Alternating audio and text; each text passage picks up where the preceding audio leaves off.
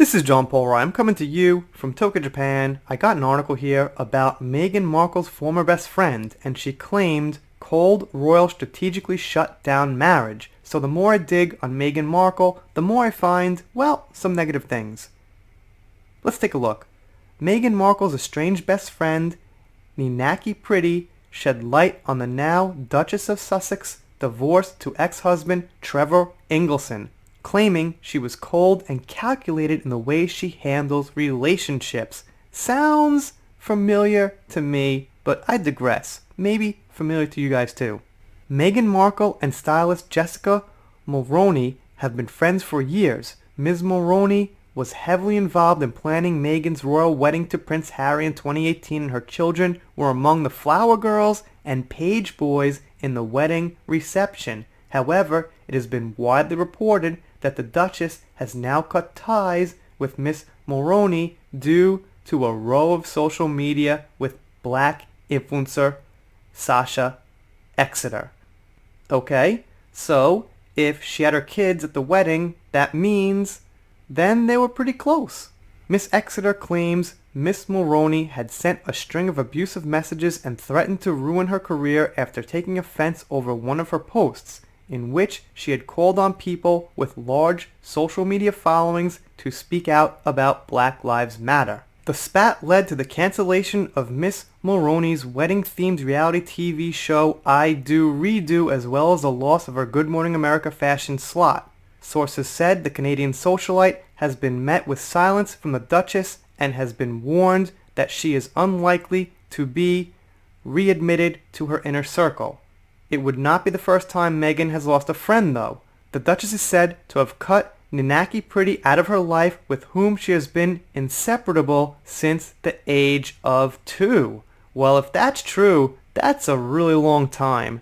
So, at the least case, we could assume that they've got some kind of close relationship. Their extraordinary bond spanned 31 years of sleepovers, a holiday in Europe as 15-year-olds, including a picture opportunity outside Buckingham Palace and road trips across the U.S. However, their friendship appeared to come to an abrupt end after the Duchess divorced her previous husband, Trevor Ingleson, in 2013. And here we see them. Recalling Meghan's first wedding, Ms. Priddy told the Daily Mail, "Meg literally shone with happiness. We'd been like sisters since we were 2 years old, so I knew she'd always wanted to get married." Now, here's what I gotta say. Tabloids sometimes have trashy stories, and, that's fine. But what's happening here probably is the Daily Mail is in a court case with Meghan Markle, and they want to dig up the worst things they could find about her. So, they probably researched her. They found this woman, they called her, and, apparently she had some bad things to say. So, whether tabloids are trashy or not, this seems legit. This seems like something this person said. Now, if they make this up completely, if it's a complete false lie, well, they're going to get sued for that. Or they're going to pay the price in court, because these tabloids go to court. So, while a lot of it is slander, a lot of it's smearing, there's definitely truth to be had. Now, as far as their angle, their attitude, I don't know. That's for us to decide, but there is some information to be gotten here. To see her finally doing that was, well, it was a big deal. It was such a moving wedding. I started crying the moment I saw her in a dress. We had the ceremony on the beach. It was so beautiful to watch, beautiful to be a part of. They each wrote their own vows. They loved each other so much. Meg had just finished the first series of Suits, in which she played the bewitching paralegal Rachel Zane. It was a big part for her, her first full-time role. She'd hustled for years to get there, so that was huge. Trevor was so supportive. He traveled back and forth from Los Angeles to Toronto, where Suits is filmed, and there was a lot of Skyping and FaceTiming going on. It was an exciting time. This was the man she wanted to have children with. But apparently, she decides she wants to marry Harry. Okay. Miss Priddy said her own falling out with Meghan came after she disapproved of the way her former Suits actress ended her marriage. She explained, "The person I knew is not there anymore. I don't believe she gave him enough of an opportunity. I think there was an element of out of sight, out of mind for Meghan. The way she handled it, Trevor definitely had the rug pulled out from under him. He was hurt. Meghan reportedly began dating celebrity chef Corey Vitatello, who also lived in Toronto in 2014, a few months after her separation from Mr. Ingleson. So I did my best on Corey's name. That must be an Italian last name, and I'm not the best at those. But Priddy added, I tried to get details from her, but she won't tell me. What came to light after Trevor and I spoke ended my friendship with Meghan. I think everybody who knew them both was in shock. All I can say now is that I think Meghan was calculated, very calculated in the way she handled people and relationships. She is very strategic in the way she cultivates circles of friends. Once she decides you're not part of her life, she can be very cold. This is the shutdown mechanism she has. There's nothing to negotiate.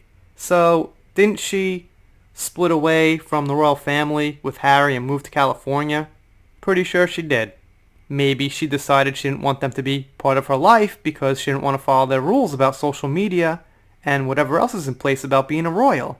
That's just my silly little guess. So, you guys, let me know what you think down below. I've been getting comments here all day, all night about Meghan Markle, and it seems like most of them are of the opinion that she's not so good.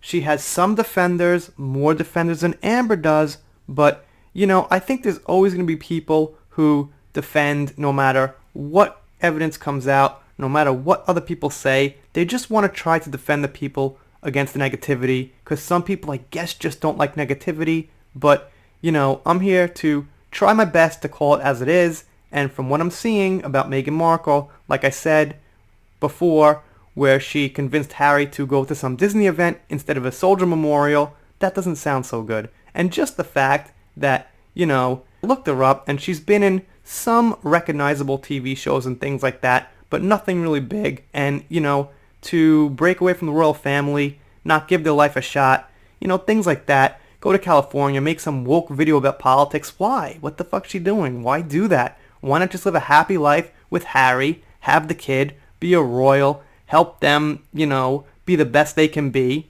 Why go to California? Make some woke video unless you don't really want that life. Unless you don't want to be with Harry. Unless that wasn't the family you really planned on being with. You guys, let me know down below. Like always, appreciate all the comments. And if you're not subscribed here, consider it. I'm doing Depth vs. Heard, entertainment, whatever comes up. If you don't subscribe, I'll be pretty sad, but I'll get over it. See you next time.